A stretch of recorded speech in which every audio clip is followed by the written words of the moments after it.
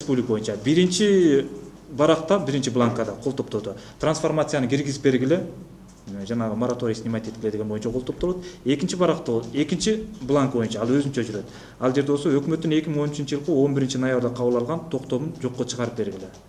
Муну мындай токтом эзели башка мамлекетте болуптур. Биз болгон мамлекеттерди изилдеп көрдүк да. Биринчи ошол токтом чыгарда анын бир базовый мындай фундамент катары закон болуш керек эле, мыйзам. А бир жерде эч кандай мыйзам жок. Бир өзүнчө эле жетим токтом чыга алган. Бирок жетим токтом Кыргыздын граждандарынын, өзгөчө кыргыз жаштарынын ырыскысын кесип атат. Биздин кыргыз жаштары чет өлкөдө, Россияда, Казакстанда иштеп келип, бир жакшыраак жашап, алар деле шаардын центринен бир үй жай алгысы келет, же мындай элиткадан алгысы келселер, уже ал жерде иностранецтер жашап атат. Сен муну кайсынын негизинде сатып алгансың десе, иностранец айтат, мен мыйзамдуу чегинде сатып алдым. Мына бул токтомуңар бар, өкмөтүңөр чыгарып берген дейт. Биз ошол токтомду буга чейин жоюп бергиле, жокко чыгаргыла. Биринчи биздин жаштарга үй жай куруп бергиле, жашынакай доступный жильелорду куруп берип, баарын обеспечить эткиле, камсыздагыла. Анан ашып баратса иностранецтерге сатсаңар, анан сатарсыңар деген токтом талапты коюп, ошол токтом жокко чыгарып кол топтоп атат.